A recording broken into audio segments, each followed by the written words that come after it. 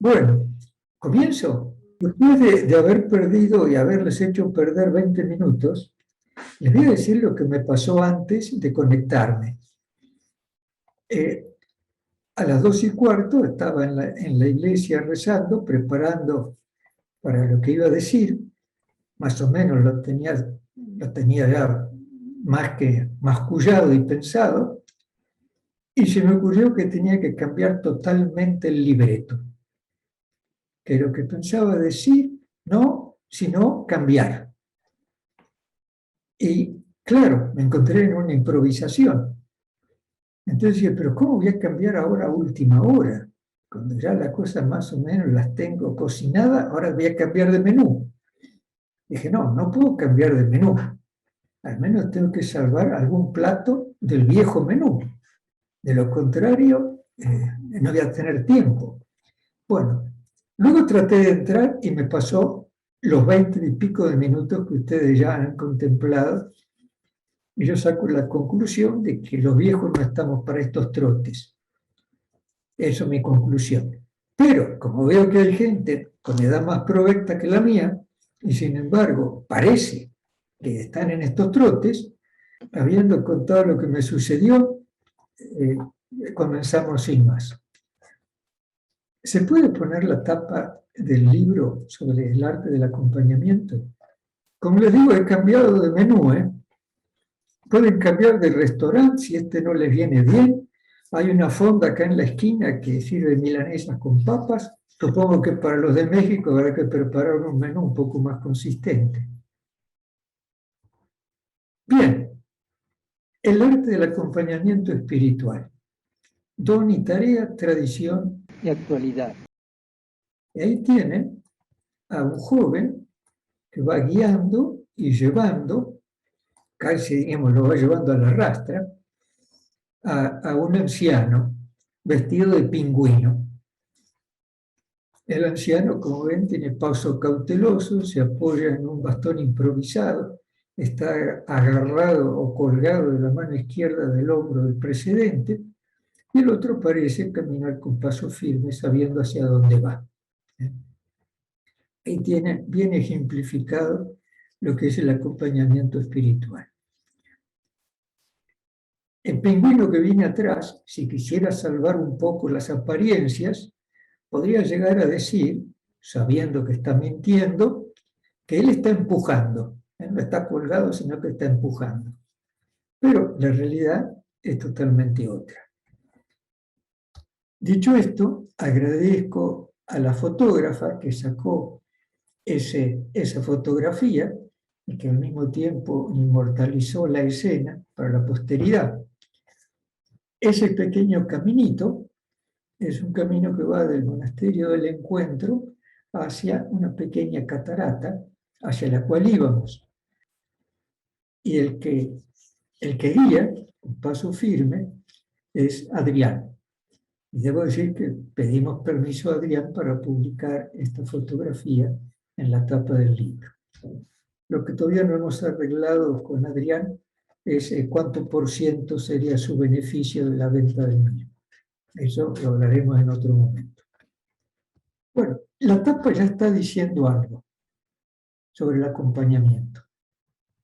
Nos acompañamos unos a otros, a veces parece que empujamos al que nos guía. El que nos guía debe estar mirando el camino, como está mirando ese joven, para saber dónde pone los pies. ¿Qué tiene de nuevo este libro en relación con el libro precedente, que se llamaba En manos del Espíritu? En manos del Espíritu fue publicado hace casi 12 años. De hecho, le había pedido a Fernando Gil si podía hacer una introducción, y él hizo una introducción al mismo. Me pareció bueno dedicar esta nueva, mejorada y corregida y aumentada edición precisamente a Fernando. De aquí que hemos conservado el prólogo de Fernando y al mismo le agregué unas palabras que las voy a leer ahora. El pasado 17 de enero del 2020, fiesta de San Antonio Abad, Nuestro querido Fernando dio el paso pascual a la otra vida, la plena, a fin de estar para siempre con el Señor.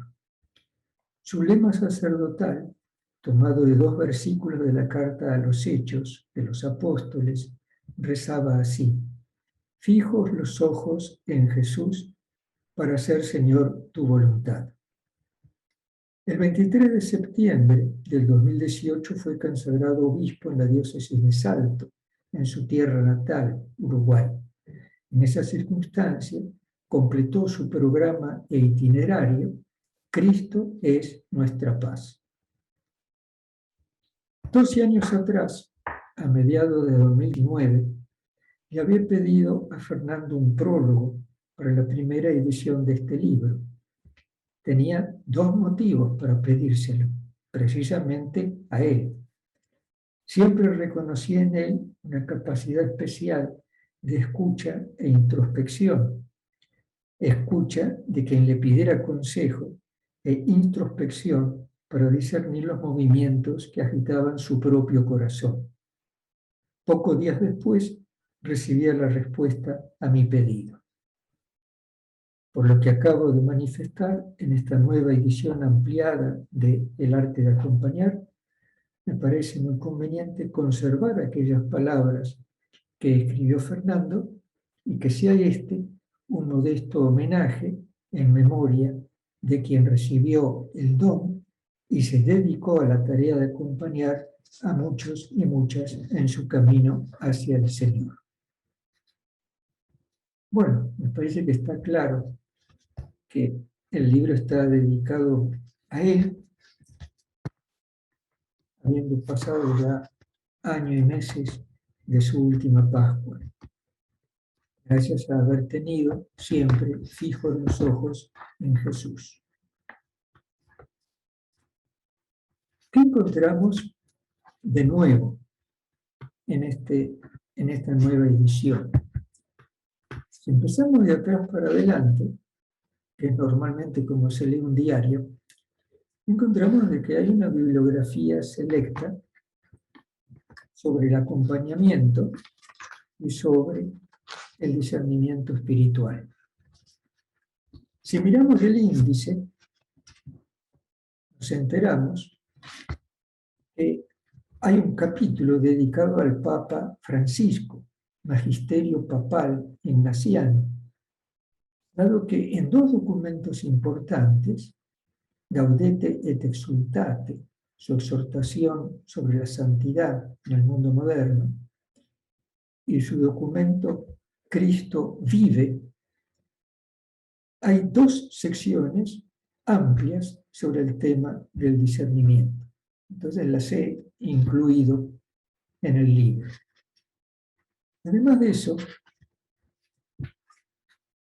cuando hablo de los clásicos de la espiritualidad, desarrollo la doctrina de las vicisitudes y alternancias, según Bernardo de Claraval, la doctrina de para ayudar a los prójimos, de San Ignacio de Loyola, la advertencia amorosa de Dios, que es clave en la espiritualidad de San Juan de la Cruz, y el buen juicio, alguna experiencia y sólida instrucción, que es lo que pedía Teresa de Ávila para un buen director espiritual. Eso sería lo nuevo. Y luego, como dije, hay pequeñas cosas que han tenido que ser corregidas o puestas al día. Y es lo que se ha hecho. Bien, eso es lo primero que quería decir. No voy a presentar más del libro, baste eso. Cuando nace Soledad Mariana, en 1973, yo estaba leyendo todas las cartas de San Ignacio de Loyola y también participaba de un pequeño grupo de discernimiento espiritual, principalmente ignaciano. Fue en ese contexto que me encontré con el padre maestro de la Compañía de Jesús, que en aquel entonces era un joven, poco mayor que yo, que acababa de regresar de Europa, donde había ido para hacer sus estudios. Y se llamaba Jorge. Pasados los años, este buen Jorge se convirtió en Francisco. Y yo sigo siempre el Bernardo de ayer. Es decir, él dio un salto cualitativo y yo di un salto no cualitativo. Y me acuerdo que le pregunté algunas cosas sobre las reglas de discernimiento de Ignacio. Y me encontré que él tenía como maestro al padre Miguel Ángel Fiorito, que era un profesor de metafísica en el Colegio Máximo de San Miguel, que se había dedicado con gran ahínco a la espiritualidad ignaciana y había escrito varios comentarios a las reglas ignacianas y a los ejercicios espirituales de San Ignacio. Bueno, como digo, esa era una de mis fuentes en este grupo de estudio y por supuesto que el buen padre Jorge Bergoglio, maestro de novicios, era un discípulo de Miguel Ángel Fiorito. Se acaba de publicar el libro de Fiorito en italiano el año pasado y el Papa ha hecho una pequeña introducción y siempre lo llama el maestro.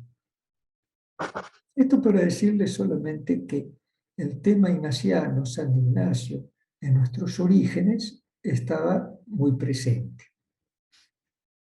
¿Qué es lo que pretende Ignacio de Loyola en sus ejercicios espirituales?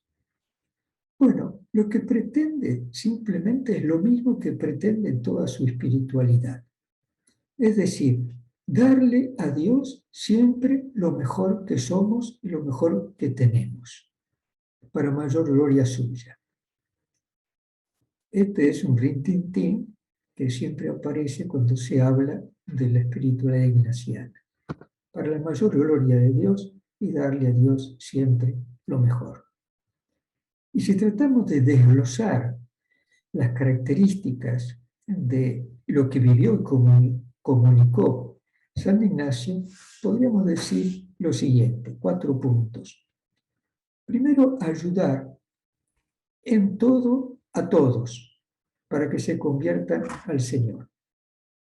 Segundo, buscar y hallar la voluntad de Dios en la propia vida para saber lo que Dios quiere de mí. Tercero, conocerse, crecer en autoconocimiento a fin de poder agradecerle a Dios todo lo positivo que veo en mí y al mismo tiempo superar con su gracia lo que puede ser negativo. Y finalmente, encontrar a Dios en todo lo creado y también encontrar a Dios cuando estoy unido a Él en todo lo que haga por el bien del prójimo y de los demás. Ese es un poco el meollo de la espiritualidad ignaciana. Ahora, Ignacio no es un aerolito que sale de la nada.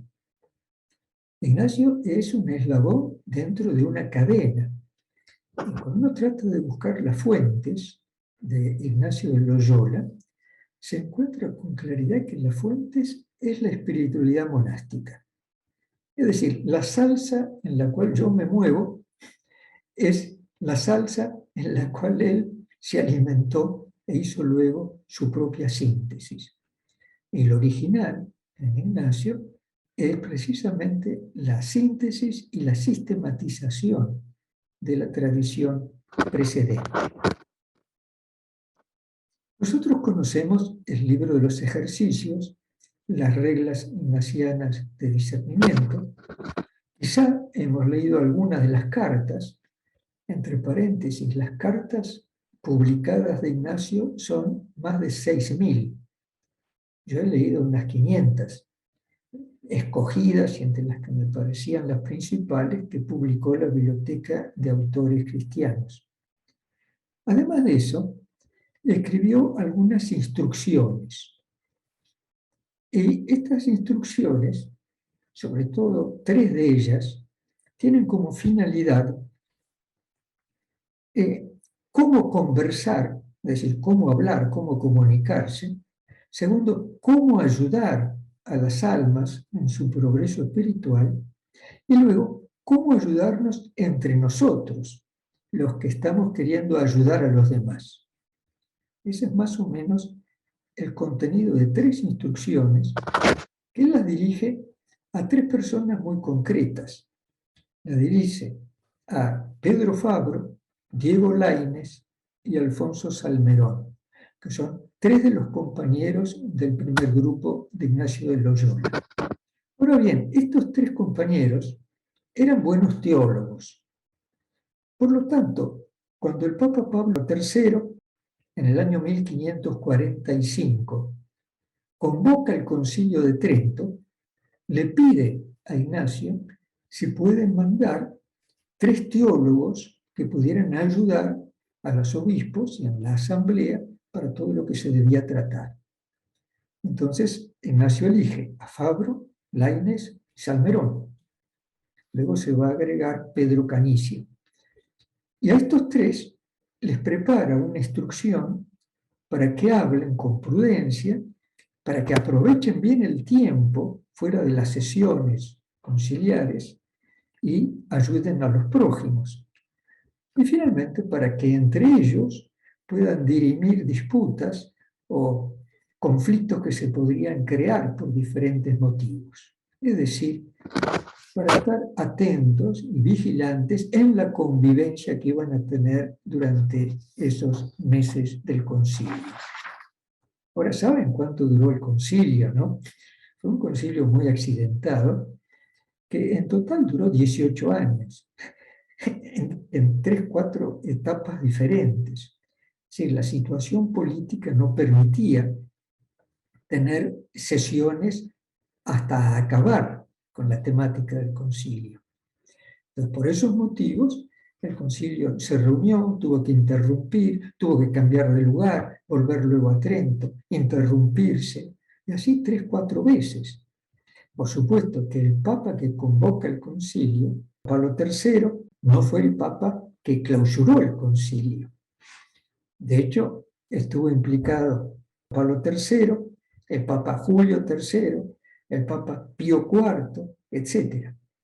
En 1545 se inicia el concilio y en 1563 es la última sesión del concilio.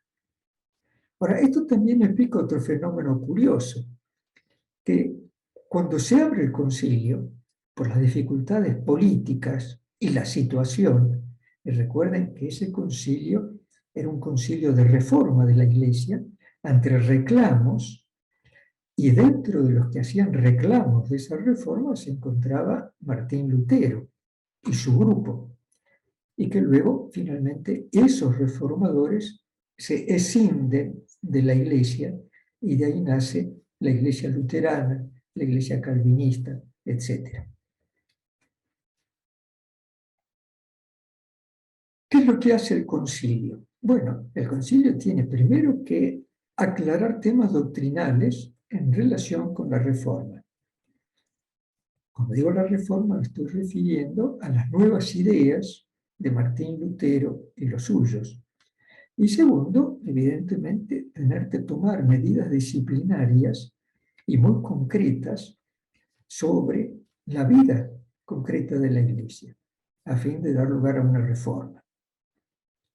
Miren, para que se den cuenta la situación de Fabro, Laínez, Salmerón, y para comenzar, Laínez, Salmerón, ellos serían algo así como unos expertos. Cuando digo unos expertos, algunos de ustedes estaban vivos cuando en 1962 se inaugura el Concilio de Vaticano II. En ese Concilio Vaticano II, muchos obispos llevaron teólogos a modo de expertos, de ayudantes. Por ejemplo, uno de los expertos más jóvenes del concilio se llamaba Joseph Ratzinger, que con los años se convirtió en Benedicto XVI. Bueno, Laínez, Fabro, Salmerón y Canicio no se convirtieron en santos padres, ¿no? Pero prestaron un noble servicio en ese concilio. Dicho esto, vamos a ver los 7 consejos que les da Ignacio para cómo conversar, cómo hablar en el concilio. El primer consejo, lo que va a establecer es por qué le doy unos consejos de cómo hablar en el concilio. Le voy a decir que conversar bien puede producir buenos frutos. Conversar mal, malos frutos. De aquí que es muy útil tener algunas cosas previstas, algunas instrucciones, algunas directivas que nos digan cómo conversar en este tipo de circunstancias. La circunstancia, como digo, es el concilio. He omitido decirles que cuando se abre el concilio, por la cantidad de problemas políticos y demás, solamente participaron 60 obispos. Y cuando se termina el concilio, el número de obispos participantes era 255. Bien, entonces, en primer lugar justifica por qué es útil tener alguna instrucción. Bueno, muy simple, ¿no? Lo resumo con mis palabras. Si uno habla imprudentemente, producirá malos frutos. Si habla prudente y discretamente, producirá buenos frutos. Esto es una verdad de perogrullo, ¿no? A nosotros nos pasa lo mismo en cualquier situación. Podemos hablar de más y mal, desastre. Hablamos bien y justo, buenos frutos. Ahora bien, vamos a ver los consejos prácticos que ofrece habiendo establecido el porqué de esta instrucción. Dice así el primer consejo. Yo sé que el español de Ignacio era un vasco, por lo tanto bilingüe, hablaba euskera y castellano. A veces puede resultar un poco difícil de entender, igual que el español de Santa Teresa, no el de Juan de la Cruz, tampoco el de Juan de Ávila, todos santos del siglo XVI, ¿no? Español. Dice así: sería tardo en hablar, considerado y amoroso, mayormente cerca de definir las cosas que se tratan o son tratables en el concilio. Fíjense el detalle del tiempo verbal. No es un imperativo, sino dice sería. Es decir, yo sería, es decir, me parece más conveniente a mí, es eso lo que está diciendo. Sería tardo en hablar. Tardo en hablar quiere decir no comenzar primero, evidente. Y ver después si vale la pena o si me han pedido palabra o si tengo algo realmente que decir que aporte a lo que se está tratando. Y digo a lo que se está tratando porque se tratan las cosas que se tratan o son tratables en este concilio. Puede que se estén tratando y puede que van a ser tratadas después. Si van a ser tratadas después, silencio. Silencio, esperar hasta después para hablar con la oportunidad del tema que se está tratando. Entonces, sería tardo en hablar, considerado, es decir, habiendo pensado muy bien lo que voy a decir, y luego amoroso, es decir, decirlo de una forma agradable, una forma que comunica un afecto positivo, es decir, todo lo contrario, no enojado. Es eso lo que está diciendo al fin de cuentas. Segundo consejo. Sería tardo en hablar. Fíjense, vuelve a repetir lo mismo en el segundo consejo. Señal de que considera que es muy importante esto de ser tardo en hablar. No tirarse para empezar a hablar. Sería tardo en hablar. Y siempre el sería. Me parece más conveniente, sería tardo en hablar. Y ahora miren lo que sigue. Ayudándome en el oír, quieto para sentir y conocer los sentimientos y voluntades de los que hablan. Fíjense cuántas cosas. Es decir, no se trata solamente de oír con los oídos las palabras que se están diciendo, sino también estar con el corazón pacífico para poder sentir los sentimientos y los quereres de los que están hablando. Escuchar con el corazón y escuchar empáticamente para saber lo que el que habla está sintiendo.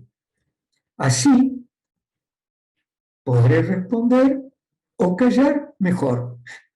Sí, no que inmediatamente voy a hablar. A lo mejor, habiendo oído lo que se ha dicho, con gran paz, sentido lo que los demás sienten y quieren, voy a resolver que lo mejor es callarme, con la seguridad de que ese callarme es lo mejor que puedo llegar a hacer. ¿Se dan cuenta de dónde queda el protagonismo, no? Tercer consejo. Aquí nos puede despistar un poco el español y espero no interpretarlo mal a Ignacio. Si lo interpreto mal, creo que igual la interpretación mal es porque él nos dice eso. Pero lo que voy a decir vale la pena tenerlo en cuenta. Cuando se hablare de símiles materias o de otras, da razón a ambas partes, por no se mostrar afectado con propio juicio, procurando de no dejar descontento a ninguno. Ah, ¿qué les parece? Cuando se hablara de símiles materias, es decir, cuando dos personas están tratando un mismo tema y lo tratan con diferentes palabras y de diferentes puntos de vista, pero están diciendo más o menos lo mismo. Es decir, la conclusión de lo que están diciendo es lo mismo. En esos casos, no tomar parte por uno o por otro, sino más bien aceptar lo que han dicho los dos para dejar contento a los dos. ¿No les parece genial? Lo que importa es el contenido, lo que importa es el fondo de la cuestión, no cómo se encaró el tema y cómo se lo expuso. Entonces, no tomar parte simplemente por una forma de haber expuesto el problema o el tema que se está tratando. Voy a dejar el quinto y voy al sexto. Si las cosas de que se hablare son tan justas que no se pueda o deba callar, dando así su parecer con quietud y con humildad, concluyendo, salvo otro parecer mejor. Es decir, se está tratando un tema, uno no puede quedarse callado porque o le han pedido la opinión o porque se ha dado una ronda de pareceres, entonces hay que hablar. En esos casos, con gran paz y con gran humildad, agregando salvo migliore giudizio, lo cual significa, si otra persona tiene una opinión más valiosa que la que yo he dicho, sepa que yo retiro mi palabra y me pliego a lo que ha dicho la otra persona. Finalmente, para conversar y tratar en las materias adquiridas o infusas, queriendo hablar en ellas, ayuda mucho no mirar mi ocio o falta de tiempo con prisa. Esto es, no mi comodidad, más traerme a mí mismo a la comodidad y condición de la persona con quien quiero tratar para moverle a mayor gloria divina. ¿Qué quiere decir esto? Quiere decir que temas que no corresponden directamente a lo que se está tratando en el aula conciliar, pero que alguna persona sobre cosas espirituales o sobre cosas ascéticas, en ese caso, hacer el esfuerzo de darle todo el tiempo posible, no buscar mi propia comodidad, sino la comodidad del otro, darle toda la facilidad posible a nivel de tiempo, a nivel de lugar, el cómo, el dónde, etcétera, para que pueda realmente hablar. ¿Por qué? Porque esa persona, tratando esos temas, digamos, que se refieren a la relación con Dios y mejor relación con los prójimos, siendo escuchado, va a dar mayor gloria a Dios. ¿No les parece buenísimo los consejos que da para estas circunstancias? Si yo siguiera este consejo, aquí mismo tendría que callarme la boca y dejar de llenar el aire de ruidos, evidentemente. Bueno, entre callarme la boca y seguir un poquito más, voy a seguir un poquito más, con la venia y el perdón de ustedes. Quiero ahora presentarles lo que aconseja un diplomático de carrera, es contemporáneo nuestro, aunque ya es difunto, y contrastar, o mejor, comparar la habilidad de Ignacio para tratar todo tipo de asuntos espirituales o materiales y llegar a la conclusión de que Ignacio era un excelente diplomático. Para ponernos en contexto, Ignacio nace hacia el final del siglo XV y su vida se desarrolla en el siglo XVI. En el 1400 había dos ciudades-estados que habían florecido, enriquecido, establecido relaciones, entre comillas, diplomáticas, con otros estados, con otras ciudades, con otros países. Dentro de ese contexto aparece un diplomático, entre comillas, llamado Maquiavelo, que compone un libro llamado El Príncipe. Y lo que el príncipe trata, o mejor dicho, lo que Maquiavelo trata en el libro, es enseñarle al príncipe cómo debe gobernar, adintra y en relación con los otros gobernantes y los otros estados. Es decir, San Ignacio está dentro de ese nuevo mundo, por así decir, de las relaciones internacionales. Bueno, vamos a ver. Primero, ¿qué nos dice este diplomático contemporáneo sobre la personalidad del diplomático, su modo de proceder y el lenguaje a utilizar? La personalidad. Verás en lo esencial, evitando falsificar los hechos o inducir deliberadamente al error. Si hace promesas, cúmplalas. Me parece correcto. En lo esencial, verdad. Hable corto, diría San Ignacio, ¿no? Sea corto para hablar. Es decir, no decir palabras de más. Antes de hablar, morderse la lengua. Y después, callar. Ha de saber el diplomático que la veracidad es la clave de la confianza. Es decir, no se puede confiar en un mentiroso. Quizá la primera mentira uno le confió, pero a la segunda mentira se acabó. Y cuando la cadena de mentiras va aumentando, la desconfianza va creciendo y la confianza desaparece. Por lo tanto, saber que la veracidad es la clave de la confianza y que sin confianza no puede haber convivencia social, política e internacional.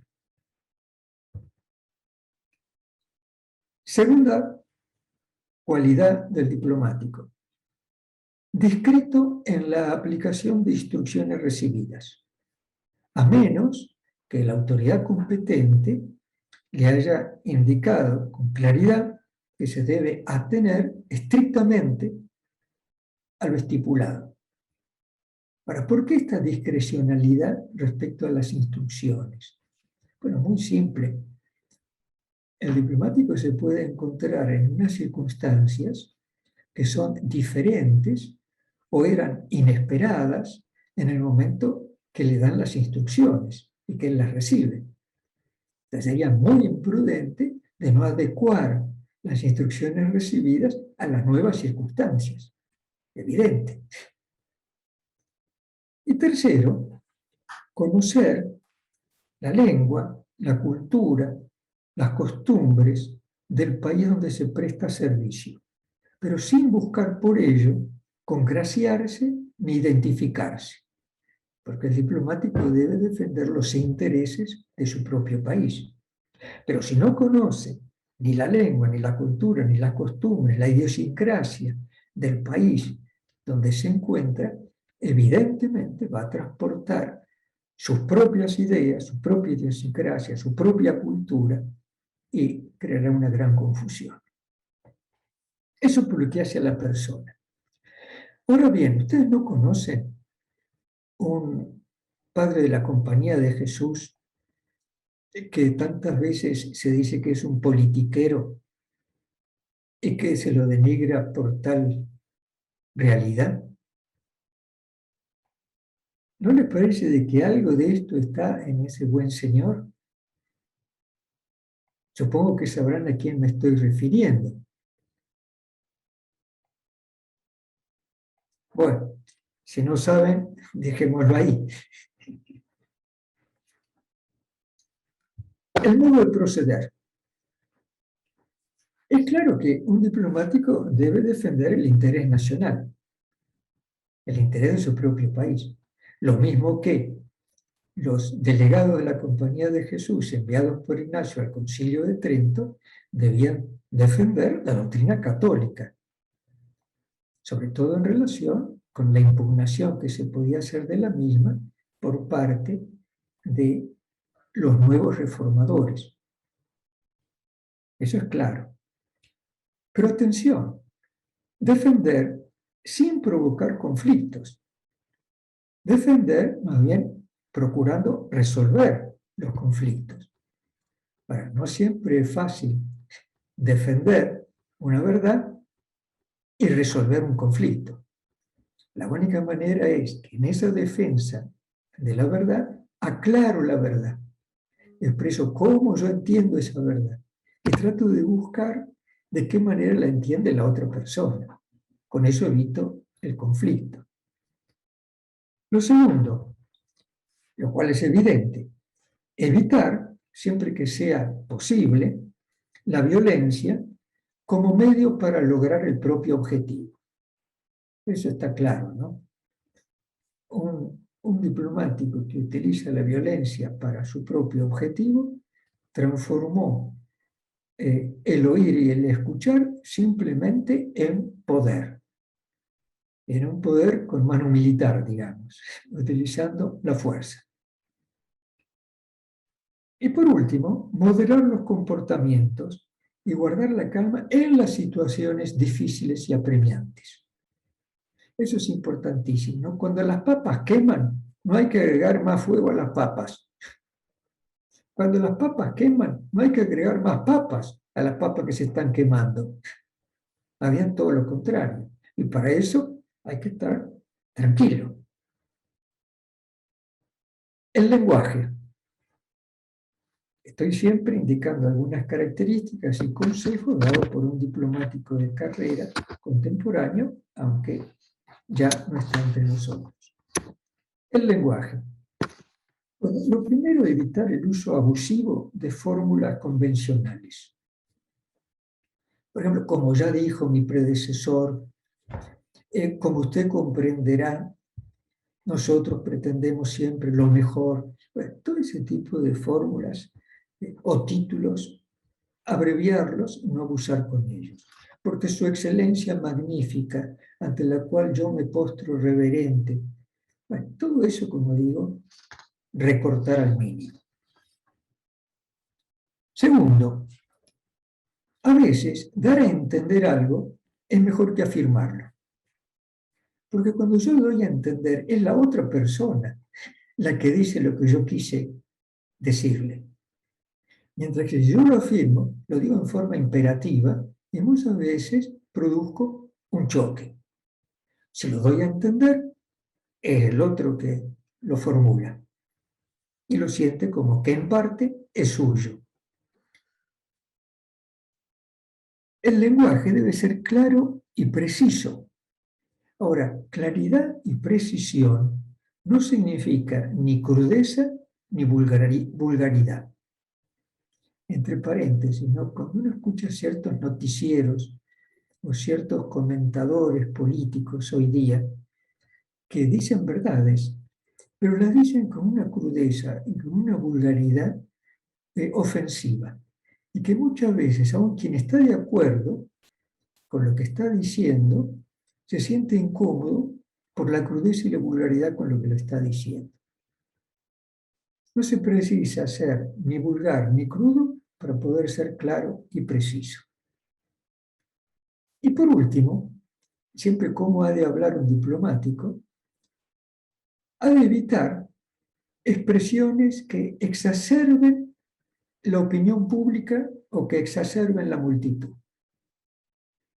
Esto es importantísimo, ¿no? Un presidente puede hacer un discurso en lo cual el mensaje que comunica, aunque las palabras digan una cosa, es declaremos la guerra a nuestro vecino. Es decir, lo ha dicho de una forma tal que ha exacerbado los ánimos del auditorio. Bueno, eso siempre se debe evitar, porque la misión del diplomático va en la línea de la paz, no en la línea de la guerra. Bueno, he querido indicar esto para constatarlo en Ignacio de Loyola y también, por si no lo habían adivinado, en el Papa Francisco. El Papa Francisco tiene una gran habilidad diplomática. Y a veces uno piensa de que no está diciendo la verdad, pero está diciendo la verdad esencial. Está diciendo toda la verdad que es conveniente decir en ese momento. Y no agrega otras cosas que no conviene decirlas, aunque sean verdades. ¿Recuerdan aquella frase que siempre le echan en el rostro a Francisco? ¿Quién soy yo para juzgar? No sé si la recuerdan ni el contexto en que la dijo. Bueno, esa frase es cabal. Es una gran verdad lo que dijo. Alguien podrá decir, bueno, pero eso no es todo. Sí, no es todo, pero él consideró de que no era oportuno decir otras cosas. Bastaba decir eso en ese momento. Punto. En otras cosas es sumamente claro. Por ejemplo, en Evangelii Gaudium, que sería algo así como su programa de pontificado, su primer gran documento, él dice, por ejemplo, respecto al aborto, de que aquí no hay tutía. La Iglesia ha sido desde el principio defensora de la vida inocente, lo ha sido siempre, es parte de la gran tradición de la Iglesia y lo seguirá siendo siempre. No se espere ningún cambio. Miren qué sencillo. Este mismo ha sido así y no se espere ningún cambio. Lo he utilizado también para otras realidades, en situaciones que podría haberle significado una gran contradicción por parte del auditorio. Por ejemplo, en una reunión con la Asamblea de Superiores Generales en Roma, le sacaron el tema del sacerdocio femenino. Entonces, sobre ese tema, el Papa ha dicho, Juan Pablo II ha dado por cerrado este tema, por lo tanto yo no tengo nada nuevo que agregar. Punto. El tema está cerrado. Lo dijo de una forma oblicua, invocando una autoridad precedente y se acabó. Cuando le insistieron, respondió algo así como lo que voy a decir ahora. ¿Por qué quieren clericalizar a las mujeres? ¿Por qué quieren clericalizar a las mujeres? Por supuesto que nadie le pudo contestar, porque querían clericalizar a las mujeres. Está claro. Y terminó su discurso diciendo, si se identifica el ministerio sacerdotal con poder, entonces equivocadamente se quiere que todos puedan ejercer ese poder y que por lo tanto el sacerdocio ministerial sacramental esté abierto a todo el mundo. Pero se ha confundido servicio por poder. ¿Ven con qué claridad que ha dicho esas cosas? Les pareció oportuno en ese momento, en esa circunstancia, aclarar lo que acabo de decir. Bueno, era esto principalmente lo que quería compartirles.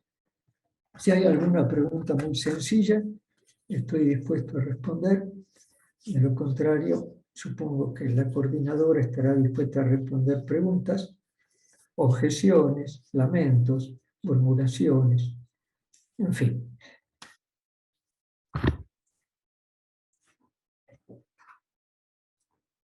No puedo. ¿Quieren hacer alguna pregunta con el chat? ¿Alguna pregunta en concreta? Te doy la palabra, Miguel. Hola, buenas tardes a todos. Miguel. Bueno, como que no entendí muy bien el tema, pero lo que creo que a lo que se refería es como cuando Pilato se interroga a nuestro Señor Jesucristo. ¿A este silencio se refiere? Yo no me he referido a Pilato ni ningún tipo de silencio de interrogatorio. Que yo sepa. No, pero me refiero a que más o menos entendí el discurso que hablaba de ser prudente para hablar Sí. y pedirle a Dios su iluminación. Y eso que usted hablaba me llevó a ese momento donde nuestro Señor había momentos en donde callaba y había momentos en donde hablaba. Ah, ahora sí, ahora entiendo. Sí, perfecto. Y Jesús vaya supo que hablaba con bien, sabiduría. exactamente, supo bien qué decir, qué no decir. Y qué decirlo en el momento que lo tenía que decir y no decirlo cuando no tenía que decirlo. Y, Y pero tengo una fíjense duda. que ciertas afirmaciones la hizo decir al otro. ¿Eres tú el hijo del bendito? Etcétera, etcétera. Y Jesús dice, ¿eso lo dices tú por ti mismo o te lo han dicho? Sí, sí, que no está negando la afirmación, pero hace que esté en la boca de la otra persona. Perdón. Pero, y supongo que nuestro Señor nos hace una exhortación grandísima cuando, bueno, si damos testimonio de Él, vamos a ser entregados, pues, a los hombres y a la ley. Y ahí nosotros, ¿cómo le pudiéramos implorar esa compañía y esa sabiduría al Padre? Claro, a través No, de su Hijo. Jesús dice, no se preocupen si tal es el caso, porque el Espíritu del Señor hablará por ustedes, si tal es el caso. Muy bien. Pues sí, Bueno, pues hay que pedirle. De todas maneras hay que guardar silencio.